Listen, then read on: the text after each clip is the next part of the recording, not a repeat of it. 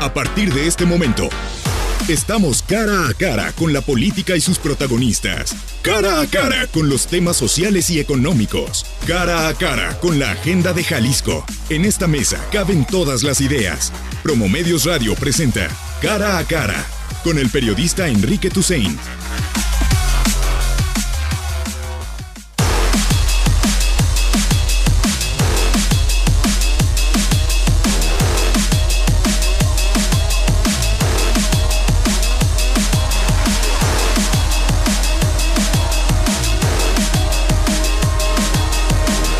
Muy buenos días, 9 de la mañana con 5 minutos, estamos comenzando Cara a Cara, es miércoles y como cada miércoles saludamos a Augusto Chacón, director ejecutivo de Jalisco. ¿Cómo vamos, Augusto? Muy buenos días. ¿Cómo estás, Enrique? Buenos días a las y los radioescuchas, un gusto estar aquí. Oye, ayer presentaron ¿fue en Casa ITESO Clavijero o en el ITESO? En Casa ITESO Clavijero. El índice de paz, ¿no? El índice de paz México 2017 que hace el Instituto para la Economía y la Paz, que es una instancia global. Yo revisé algunas cifras que tenían que ver con impunidad, homicidios, dónde estamos colocados en el ranking. Me parece un índice interesante, pero más bien que nos expliques cómo está Jalisco en este índice y cuáles son las principales conclusiones del estudio. Bueno, las principales conclusiones es México en general y Jalisco también perdimos en paz en 2016. Bajamos 4% en el índice que mide esta organización, y el principal indicador que afectó este índice fue, por supuesto, la tasa de homicidios, que llegó a escala nacional a 16.7 por cada 100,000 habitantes. Por cada 100,000 habitantes. Todavía no estamos, según la misma publicación, al nivel del peor año de esto que ellos llaman la guerra contra las drogas, que ya cumplió una década, que fue 2011. Sin embargo, pero vamos en la ruta para superarlo, ¿no? Hubo una disminución y no podemos hablar de tendencias, es decir, no podemos decir de 2011 en adelante mejoramos, porque ha habido retrocesos significativos. Una de las cosas que mide esto es la impunidad. Hay una impunidad altísima y corrupción en todo el sistema, entonces es muy difícil llegar a la paz. ¿La tasa que traemos de impunidad? Pues 91%. Solo 9% de los delitos se persiguen. Y esos son ya de los delitos que se les comienza un proceso, que también un castigo, ¿no? Así es. Ahora, Augusto, en el caso de Jalisco en particular, hay una caída en el número de posiciones en los que estamos con relación al año pasado. Sí. Eso no entendí bien en el estudio si es mejora o quiere decir que estamos peor. No, estamos un poco peor. Jalisco en todos los indicadores que mide este estudio está en la media tabla. Como suele ser nuestra historia, ¿no? Ni estamos cerca de los mejores, ni estamos tan lejos de los peores. Ahí estamos en la media tabla.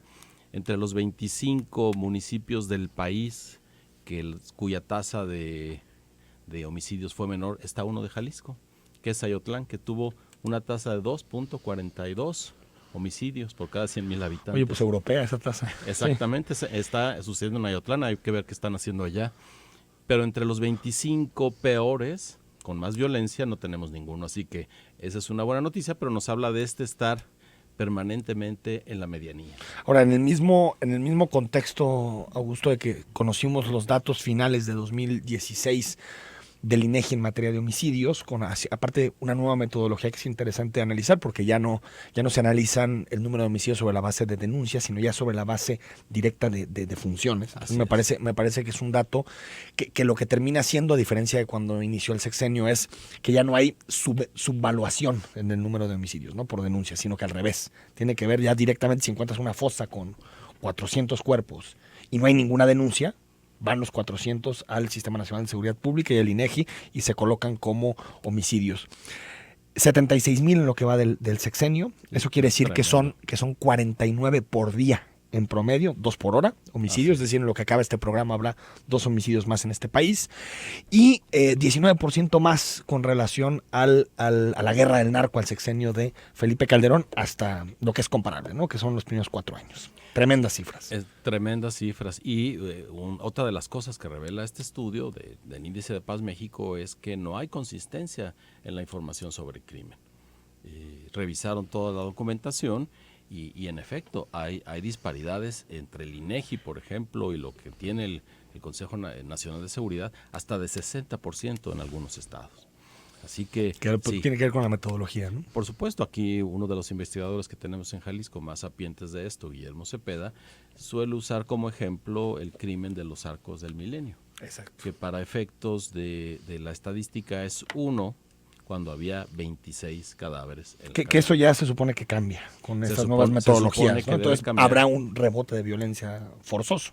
Así es. Entonces, bueno, Jalisco tiene muchísimo que hacer en impunidad. Jalisco tiene muchísimo que hacer, lo dice el reporte, en términos de mejora de la policía, la disminución de homicidios, por supuesto. En esos rubros, si mejora, inmediatamente subiremos. Porque fíjate que en el primer trimestre, si vemos los datos del Sistema Nacional de Seguridad Pública, no hay ningún foco ni verde ni amarillo.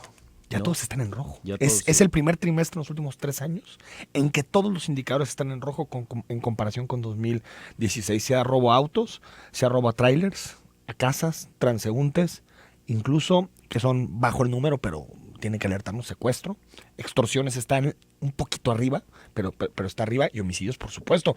Esto nos habla, y después de lo que sucedió en Casa Jalisco, Augusto, que se reúnen para decir, ahora sí nos vamos a coordinar, se los prometemos, o como dicen, hasta la siguiente grilla, estaremos muy coordinados. Pues es un inicio de año muy complejo en materia de inseguridad, y no veo a los políticos a la altura. No. El estudio del Instituto para la Economía y para la Paz dice que en 2016 la violencia le costó al país 18% del Producto Interno Bruto. Imagínate. Es decir, que cada habitante de este país le puso más o menos 25,000 pesos al año para combatir. ¿Y 18% del PIB? 18%. ¿Más que el petróleo? Más que el petróleo, el triple de más lo que el damos ISR para que recaudamos. educación. Así es. Y si sumamos el 9% que el Banco de México dice se nos fuga en corrupción, pues ya resulta que 27 pesos de cada 100 de los que producimos en este país lo dedicamos a anomalías que no deberían estar sucediendo. ¿Qué faltó de la reunión entre el gobernador y los alcaldes? ¿Qué tipo de acuerdo puedes decir, Augusto, que faltó un anuncio de ciertas características que dieran más tranquilidad? Porque creo que es un anuncio muy, muy vacío. Más allá de la coordinación, de investigaciones, no se va nadie. ¿Qué faltó? ¿Qué mensaje hubiera sido más tranquilizador? Les faltó concentrarse en los hechos. Había una policía haciendo labores ilegales, hubo una detención ilegal, hubo un enfrentamiento entre corporaciones policíacas, y de esos hechos no se sabe, sino que quizás se forme una comisión, quizás se investigue. Y lo más importante desde mi punto de vista es que si sus desacuerdos fueron públicos y fueron capaces de decirse lo que se dijeron a través de las redes sociales, así de públicos debieron haber sido los convenios para fijarse metas concretas respecto a rebajar la inseguridad. No solo decirnos vamos a coordinar, están obligados a la coordinación, sino decirnos el índice de homicidios es tal, nos comprometemos a que en un año baje tanto. La percepción de inseguridad es alta, nos comprometemos a que baje. Nos comprometemos a detener los delitos comunes que representan casi la mitad, según el mismo estudio, de este 18% de la violencia. Es decir, esa violencia que estamos normalizando nos cuesta 9% del Producto Interno Bruto. Y esos acuerdos concretos que nos permitirían medirlos, que nos permitirían saber para qué sirve la coordinación, ayer no se hicieron públicos. Es mucho más fácil publicar los diferendos, publicar los insultos, que publicar las metas específicas a las que se comprometen, a las que están obligados a cumplir. Eso faltó. Sí. Y a mí uno de los acuerdos que me parece preocupante que se anunció ayer es acudir al Congreso de la Unión, a la Cámara de Diputados, a buscar cambios en el Código Penal para que más delitos ameriten prisión preventiva, cosa que es ir en retroceso con relación a lo que significa el sistema penal acusatorio, que es un sistema que busca que la prisión preventiva sea el último de los recursos para un juez. Así es. Y segundo, Augusto, que se tipifique de otra forma la reincidencia, para que no necesites sentencias para configurar la reincidencia, cosa que también me parece muy preocupante, porque es cargarse el Estado de Derecho y la presunción de inocencia, que es aparte la base del sistema penal acusatorio. Entonces, tú puedes ser reincidente sin que tengas una sentencia. Me parece que es un absurdo autoritario y una salida que no nos lleva a nada. Claro, más que meter a jóvenes a la cárcel o meter a quien sea a la cárcel con tal de salir del problema de coyuntura. Que por lo demás no ha funcionado. Recordemos que la invitación a esta comida que tuvieron ayer los gobernantes, se decía que se revisaría el nuevo sistema penal. Bueno, el sistema penal ni siquiera se ha puesto a prueba, porque justamente las autoridades no han capacitado, tuvieron 8 años para capacitar a los mandos, a los policías que son de primer contacto para este nuevo sistema, y no ha sucedido, no lo ponemos a prueba bien, no estamos capacitados y ahora ya empezamos a juzgarlo y a quererle hacer... Pero el fondo del sistema, porque lo que está fallando es la implementación en cuestiones como lo que tienen que llenar los policías, este formato muy complejo que los policías han quejado, la forma en que el Ministerio Público realiza sus investigaciones, pero no es el sistema, es la implementación. Así es, no es el sistema, no satanicemos al sistema, es la implementación. Pensemos que esta recurrencia del Ministerio Público a la prisión a la menor provocación inhibió la investigación. Ahorita tenemos ministerios públicos que no están preparados para hacer investigación. Están preparados para abrir el tehuacanazo. Así es. Y para decir cómo le sacó información a través de esa vía, ¿no? Y la investigación, que está unida a la presunción de inocencia, es básica en el nuevo sistema y no se está poniendo. Y Augusto, en un minuto que nos vamos al corte, México Evalúa también presentó un estudio interesante con relación también a los dineros que gastamos en materia de inseguridad, de combate a la inseguridad, en específico en Jalisco, ¿no? Así es, se evaluó, México evaluó un polígono que la Secretaría de Gobernación dictaminó como peligroso, Oblatos, que se hizo con el programa de prevención y aparte Oblatos, ¿no? Que aparte después de lo que pasó en Semana Pascua. Exactamente. Sí. Y bueno, resulta que si bien la política pública federal respecto a la prevención es correcta, la implementación falló en muchísimos Pero es muchísima aspectos. Lana, ¿eh? Sí, en el caso de Guadalajara son más de 400 millones de pesos que no sabemos ni dónde están. Fueron los tres años que duró el programa, 400 millones de pesos que se pagaron a proveedores para dar talleres, para prácticas que supuestamente irían a la prevención y que no queda claro el impacto, con todo y que la política es buena. Lo que ayer resultó de la presentación que hicimos con México Evalúa es que toca a los municipios y al Estado no renunciar a la prevención. Si no atendemos la prevención a fondo y como una política de tiempo completo, seguramente los índices de inseguridad no bajarán. Augusto Chacón, gracias como cada semana. Al contrario, gracias a ti, Enrique, un gusto estar aquí. Gracias por habernos acompañado y bueno, nos vamos al corte, regresamos para hablar sobre lo que anunciábamos ayer, sobre la implementación de la ley Uber, también sobre el registro de taxistas, el registro de los conductores de Uber. Está con nosotros Gustavo Flores de la Secretaría de Movilidad y el diputado local Alejandro Hermosillo. 33 18 80 76 41, el WhatsApp en cabina.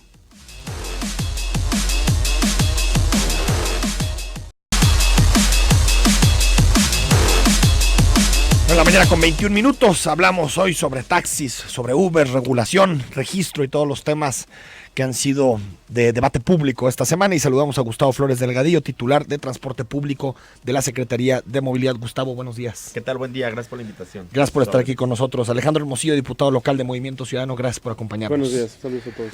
Oye, Gustavo, me gustaría primero preguntarte por los tiempos para el registro tanto de taxis como de Uber, como de conductores de Uber, y si crees, y te lo pregunto porque mucha gente me lo ha señalado a través del WhatsApp, si crees que ha faltado información y socialización, sobre todo en el caso de las empresas de redes de transporte. Bueno, en el caso de las empresas de redes de transporte, quizá podríamos decirlo que hasta cierto punto sí, pero también creemos que tiene una explicación. Nos hemos establecido contacto con las empresas de redes desde prácticamente hace un año. Hemos tenido muchas reuniones con las principales empresas, desde la configuración de lo que fue la legislación, después de la configuración del reglamento, establecimos una convocatoria, se convocó a las empresas y después hicimos la apertura para que ya se registraran los propietarios de los vehículos. Nosotros estamos ahí trabajando y confiados de que las mismas empresas nos iban a apoyar con la socialización a través de sus propias plataformas, que sería el medio más eficaz y más sencillo. Ellos tienen comunicación prácticamente todo el tiempo, para que les establecieran los tiempos y no lo hicieron. La forma. Entonces, ¿tú crees que querían boicotear el registro? Porque ¿qué porcentaje va de registro de empresas de redes de transporte? Lo que pasa también es otro dato que nosotros no tenemos. Nos han preguntado siempre en qué porcentaje va el avance del registro. No sabes el universo. Cuando no tenemos un antecedente anterior, ¿cómo vamos a saber cuál es el universo? Lo que sí te puedo decir es que vamos cercano a menos de 1,000 registros, cuando por ende sabemos que debe existir más, ¿no? Entonces sí es por eso que nosotros estamos reforzando el llamado para que estas personas que están realizando la actividad de empresas de redes de transporte en sus vehículos vayan y se registren. También otro de los mitos que ha existido es que piensan que se tienen que registrar a través de la plataforma, y no, es un registro que tienen que hacer por vehículo para que trabajen con 1, 2 o 3 plataformas de manera Y no era más simultánea. fácil abrir, y ahorita le abrimos también el micrófono a Alejandro Hermosillo, pero Sí. abrir una página donde se pudieran subir documentos y no tener que hacer este modelo muy tradicional. Lo que pasa es que tenemos que verificar, sobre todo en esta primera ocasión, el vehículo. ¿Por qué? Porque necesitamos verificar que cumpla con la norma y que tenga la antigüedad del vehículo y checar los datos del vehículo que coincidan con el propietario del mismo. O sea, lo de los 5 años. Esta primera ocasión, y vamos a colocarles el holograma. O sea, la primera ocasión siempre que se incorpore en esta actividad tendrá que ser de manera física. Los refrendos ya podremos hacerlos en línea, podemos hacerlos de manera, de hecho ya está previsto así, que se hagan a través de internet, con un simple correo, con información. Pero este primero, sí, lógicamente tendremos que hacerlo de manera física. Si soy chofer de Uber, ¿a dónde tengo que ir? ¿Qué documentos tengo que llevar para registrarme? Es muy sencillo, tienen que ir a calle 2 de 8:30 a 4 de la tarde, tienen que llevar la factura que acredite la propiedad del vehículo, la licencia de que los faculte como choferes, o sea, con la licencia de chofer, tienen que llevar la póliza de seguro vigente, el pago de esa póliza, porque también nos ha pasado que hemos detectado muchos que imprimen la póliza de internet, pero no está pagada, entonces el pago de esa que acredite ¿Cuánto es? la responsabilidad del seguro. Del seguro. Sí, Y del tienen que seguro. pagar también Y hacen un pago ahí de 1,700 pesos anuales, que es el que van a tener que estar haciendo cada año. Alejandro Hermosillo, me preguntaba el otro día un chofer de Uber, me decía, oye, pero ¿por qué nos tenemos que registrar? ¿Por qué en la ley quedó el registro como obligatorio? Bueno, nos parece que es importante conocer quiénes están prestando un servicio de transporte que pues lleva pues vidas de usuarios, ¿no? Nos parece que es un tema de interés público el saber quiénes son los socios, dueños y choferes de estas empresas.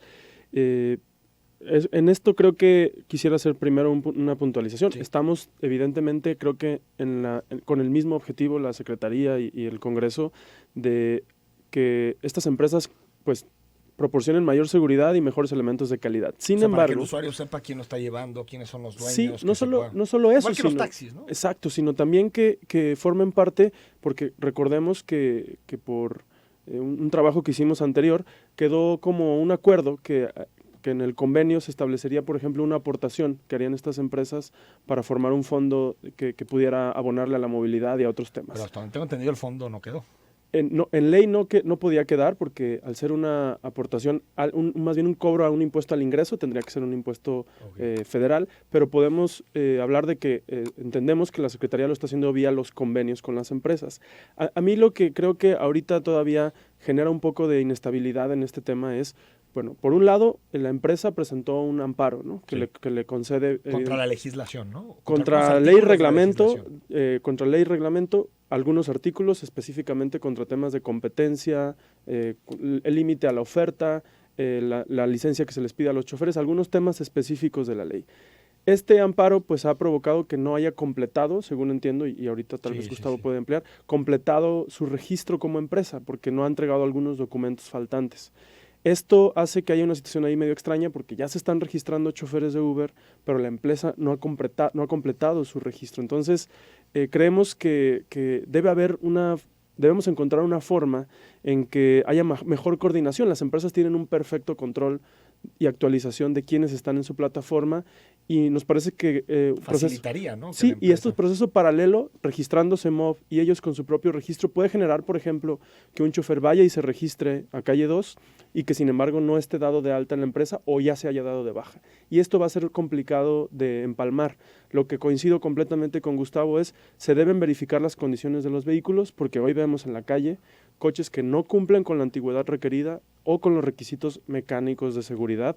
Creo que eso es un tema muy importante. Es que aparte la empresa, Gustavo, no quedó conforme con la legislación, ¿no? Bueno, sí, así es. O sea, no le gustaron nosotros algunos recibimos la elementos, solicitud de ¿no? 5 empresas. 4 cumplimentaron Uber, al 100%. me refiero, sí, claro. Y Uber en específico no cumplimentó. Y prácticamente lo que les falta es ese detalle. Pero están exponiendo a sus choferes. El padrón de sus socios. Esa es la parte que ellos más han mostrado rechazo.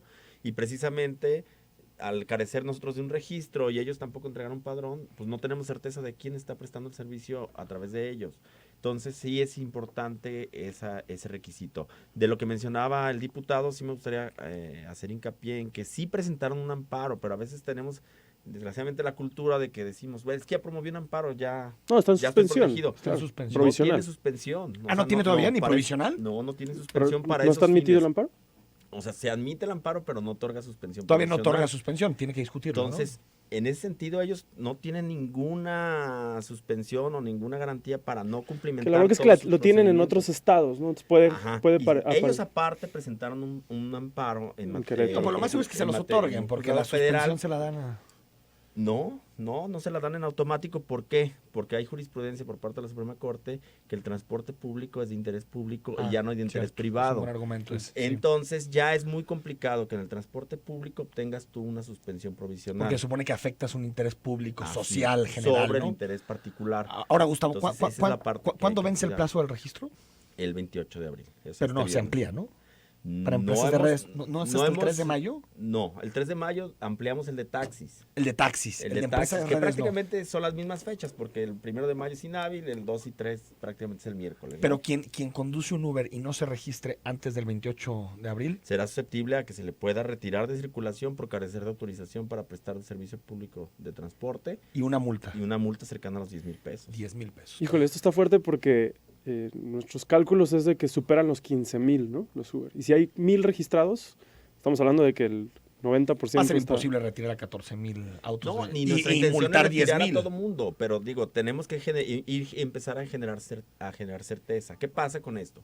Mientras seguimos con el limbo jurídico de que, bueno, yo trabajo en una plataforma o trabajo en otra, también se nos ha dado mucho y pues también muchos medios lo han documentado, el hecho de que se preste ya a que dueños de vehículos den el servicio como si fueran empresas de transporte, pero se ponen afuera de los eventos masivos, se A los ponen afuera de famosos los lugares taxis ejecutivos que le llaman, ¿no? y que O ofrecen el ilegales. Sin servicio ninguna de manera autorización. directa y que no Pero sabemos eso si siempre sea ha un pasado, vehículo. ¿no? Eso Así siempre ha es. pasado. digo. Y ahorita están más protegidos o más escondidos dentro del marco legal porque al no existir un registro de empresas de redes, pues todos dicen que trabajan. con las Vamos al empresas. corte, seguimos con este tema y también con el asunto de las concesiones a taxistas. Volvemos.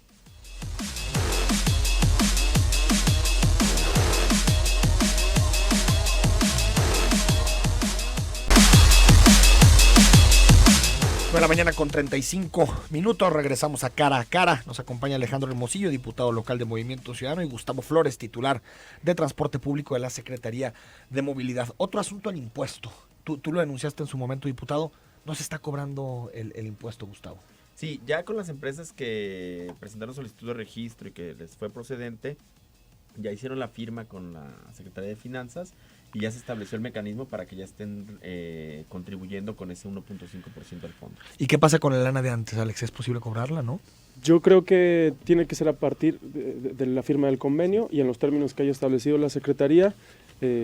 Nosotros esperaríamos que por lo menos podamos recuperar este año Sí, que este fue año cuando ya está inició por y nos parece que puede formarse un fondo interesante que puede ayudar a resolver muchos Pero ya problemas. se perdieron ¿cuánto? O sea, ¿tenemos una cifra? Tampoco. Pues, Sería especular también porque sí. no sabemos cuántos viajes o ¿Cuántos viajes ocurren? Nosotros hacíamos un cálculo que más o menos con los meses que transcurrieron podríamos llegar a los 50 millones de pesos de los meses que no se cobró, más lo que no se había cobrado del registro como tal de cada vehículo. Pero ese registro, pues finalmente en cuanto se complete se va a hacer.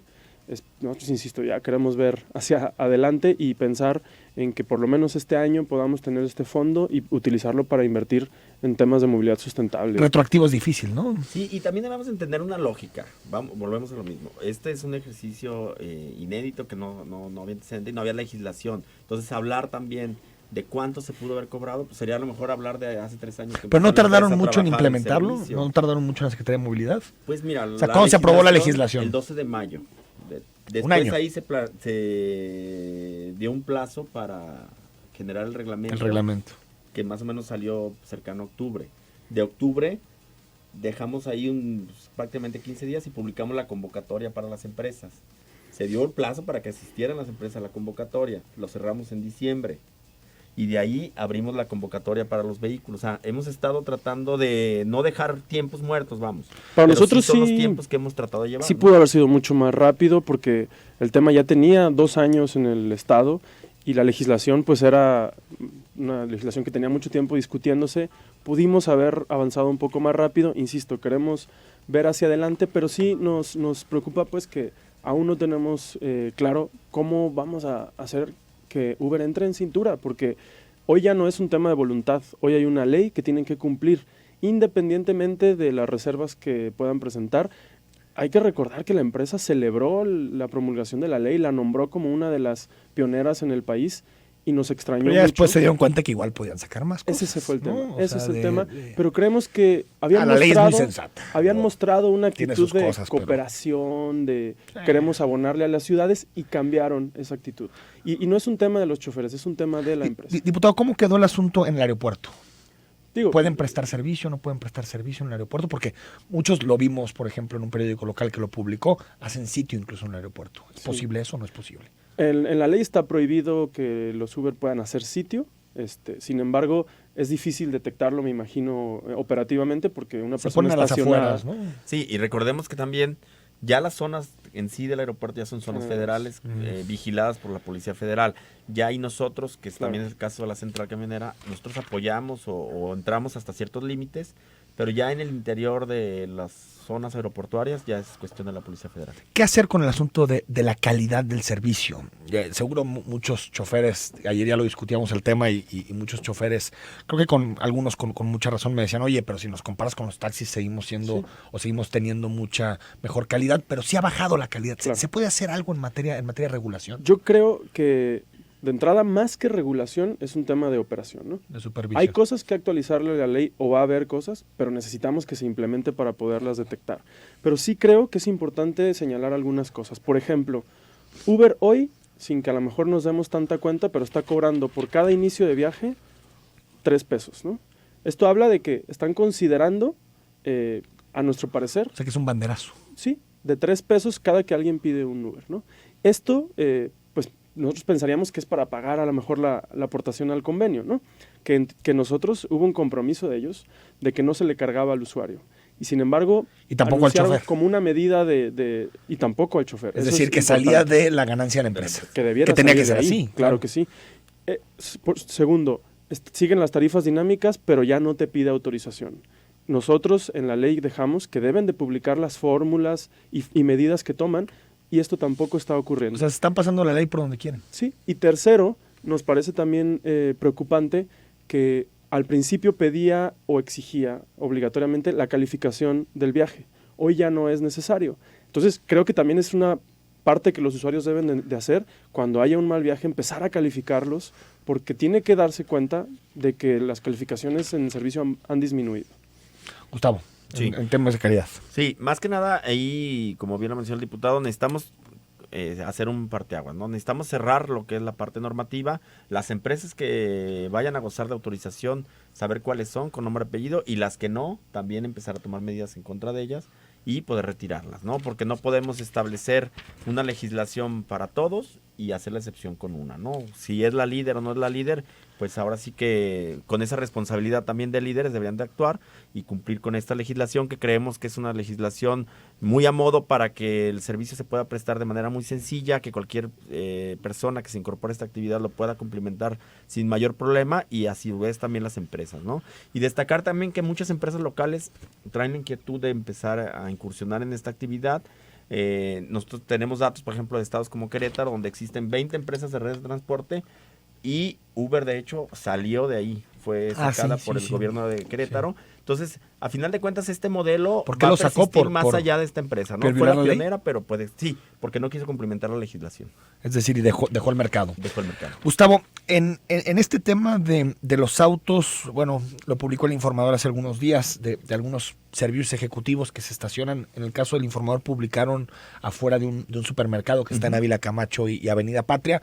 ¿Hacen operativos para encontrar estos autos que prestan el servicio de forma ilegal? Sí, Que no son por plataforma, ni así son es. taxis amarillos. ¿no? Hemos hecho operativos en esta zona y también en muchas zonas de Tlajomulco, que también nos ha pasado eso, que muchos migraron del tema de mototaxis, migraron al tema de vehículos y están haciendo ese servicio, y hemos estado también retirando en circulación muchos de estos vehículos, aunque dentro de esos del centro comercial que refieres, nos hemos dado mucho el caso de que sí son miembros de alguna plataforma, pero estratégicamente ellos la pagan en ciertos puntos que ellos tienen de afluencia, que tienen a lo mejor bajos horarios en cuanto a los requerimientos de la plataforma. Dicen, aquí me encuentro seguro a alguien que... que... encontrar más viajes. Y ya no entonces, pago el 25% se ahorran el de 25%. Entonces, esa parte también necesitamos generar estrategias para detectarlas y erradicar. Ahí es muy complejo y también decirle a la gente que no tome ese tipo de salidas, porque lo que te ayuda una plataforma y lo que te ayuda una regulación pública es darte certeza de con quién te estás subiendo. El problema de subirte a este tipo de autos es que no sabes quién está conduciendo. Te puede secuestrar, puede ser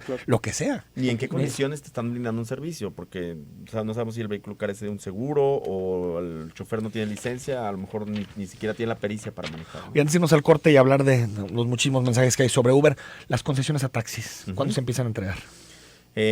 Ahorita recordarás, se abrió todavía un proceso de revisión más que se llevó a cabo en el Congreso con el apoyo del diputado y de la Comisión de Movilidad. Eso nos retrasó un poco ya a generar el listado final. Ya se resolvió esa parte, la comisión que se integró de transparencia volvió a sesionar, ya depuraron de nuevo la lista con estos casos de revisión, cuáles procedieron, cuáles no, y ya estaremos en mayo generando la publicación y entregando. Entonces, ¿ya hay los una lista primeros. depurada? Ya, al menos ya los casos de revisión. ¿Cuántos ya son? se depuraron. Bueno, la lista va arriba de los 1,600 de lista, pero el cuántos permisos se van a entregar, eso va de acuerdo a la declaratoria de necesidad que estableció el Instituto de Movilidad. ¿Que eran cuántos? 1,420. Entonces, de estos 1,600 habrá 200 que no se les entregarán. Así es, y quedarán pues supeditados a que las declaratorias de necesidad se puedan ir generando después y ya tendrán un derecho ya. Entonces, con 10 años no no necesariamente recibes tu permiso, sino solamente si hay necesidad. Así es, sí, en la declaratoria de necesidad. Por eso es importante también cerrar el registro. El Instituto de Movilidad ahorita determinó cierta cantidad de permisos con base en el histórico de los taxis que supuestamente tenemos en la zona metropolitana. Cerrando también el padrón de taxis, podremos ya unificar cuántos existen, cuántos de estos nuevos se le suman, y si todavía hubiera una carencia, este mismo listado tendrá la validez para Diputado. Sí, que en este proceso nosotros nos quedamos con dos situaciones que no nos dejaron conformes. La primera es, la ley no marca que deba ser sujeto a una declaratoria, sino dice las personas que tienen más de 10 años tienen un derecho a tener su propio permiso, es un asunto de justicia. Y segundo, pues sí detectamos muchísimos casos que quedaron fuera de este proceso, que siguen quedando fuera, ¿no? La mesa de transparencia al final dictaminó que no iban a considerar estos casos y nos parece que sí tienen argumentos. Ojalá haya un proceso pronto para volverlos a revisar y actualizar esta lista constantemente. Pero ustedes que estuvieron vinculados al tema, ¿niegan que haya habido alguna mano negra para favorecer a alguien con objetivos electorales políticos? ¿Nada? ¿No vieron nada de eso? Porque ha habido choferes que se quejan Yo no de eso. puedo argumentar eso. Creo que es un asunto natural de tantos casos que revisaron. Había algunos, por ejemplo, que su nombre era idéntico a otra persona que no eran ellos y que les decían ya tenías un permiso y no eran. Son temas que ocurren, pero sí nos parece que debió haber una etapa siguiente de evaluación de expedientes, no solamente de aclaración de dudas. Gustavo. Ahí también nos pasó mucho, fíjate, el caso de personas que brindaron el servicio o trabajaron de choferes de taxi muchos años, por ende tenían un registro anterior, pues a lo mejor de 15, 20 años, pero que actualmente ya no trabajan como taxistas, ya a lo mejor son gente mayor que ya se retiró, se jubiló. Y es para taxistas en activo, ¿no? Y que uno de los requisitos, por eso les pedimos que acudieran con un taxi, para constatar que siguen llevando a cabo la actividad. Tuvimos casos que sí tienen la antigüedad, nos llevan sus documentos, pero que acudieron con un vehículo con el que acudieron 12 personas más. Se lo rolaban. Entonces se lo rolaban. Entonces, bueno, debemos de entender y depurar. Y eso se puso a consideración de la comisión. Por eso también la Secretaría de Movilidad lo abrió el tema para que el criterio se fundamentara entre todos, no fuera un tema unilateral, ¿no? Y tratar de erradicar este tema político. Porque también un taxi lo operan varios choferes, ¿no? Sí. Casi siempre dos, ¿no? Dos. Un turno de día y un turno de noche. Vamos al corte, regresamos ahora sí para leer todos los mensajes.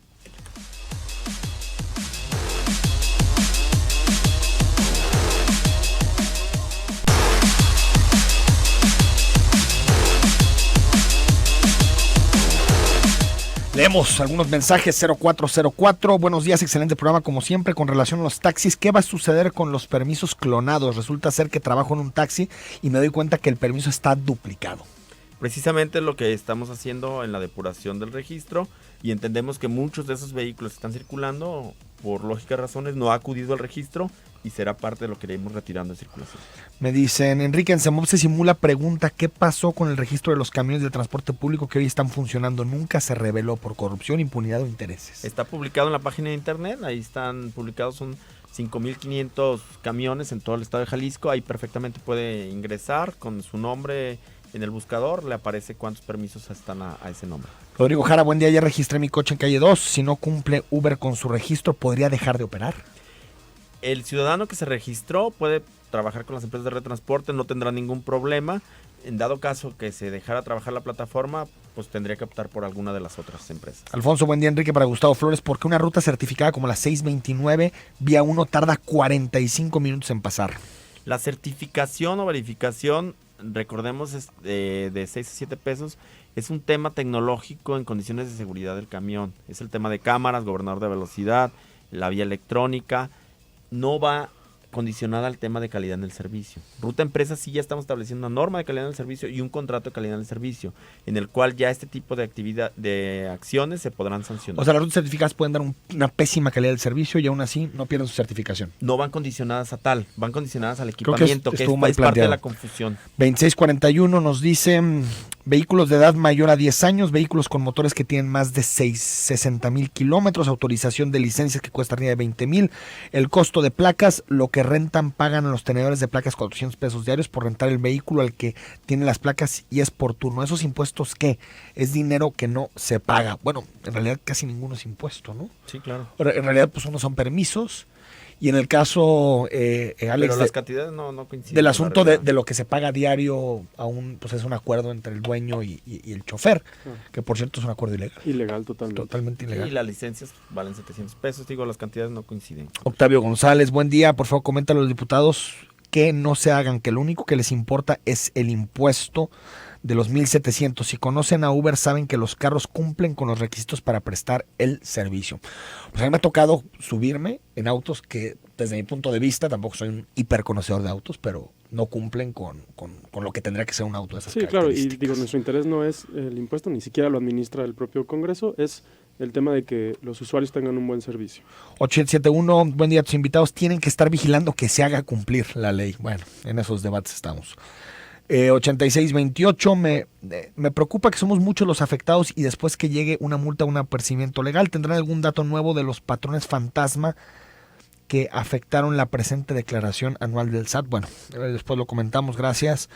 2057, Enrique, buenos días. Esto yo lo siento como para recaudar dinero para campañas políticas, porque desde que estoy en Uber siempre ha pagado impuestos. No, estamos hablando del impuesto por viaje. No estamos hablando del ISR o de otros impuestos que son ante Hacienda, son otra cosa.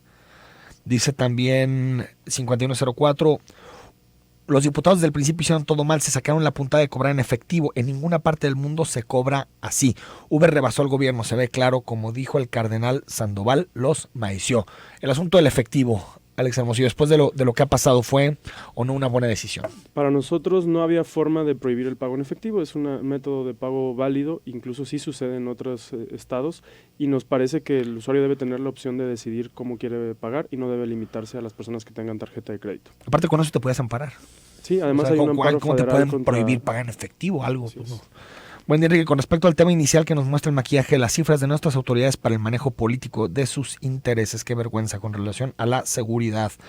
Nos dice también 5638, buenos días, Enrique, el proyecto Uber en esencia es bueno, desafortunadamente lo que es la política de la empresa Uber, que es lo más desleal y arbitraria, puesto que a los socios somos tratados de la peor forma y nos exigen buen trato a los usuarios cuando ellos no practican lo que predican. Esto es una queja muy común. Gracias.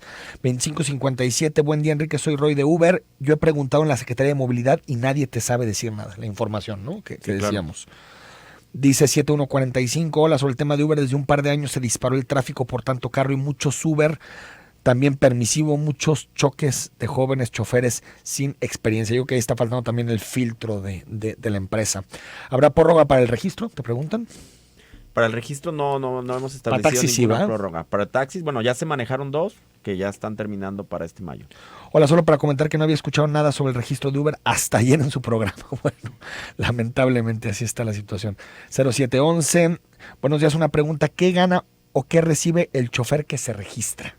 pues la certeza de tener su vehículo registrado y que no ningún operativo, ninguno lo va a retirar, y darle la confianza a los usuarios de que su vehículo cuenta con todas las condiciones legales. Jaciel, Uber no quiere sujetarse a ninguna legislación de gobierno, se debe fajar los pantalones y alinear a Uber, que no puede hacer lo que se le pegue la gana, y por eso en algunos lugares ya les dieron una patadita.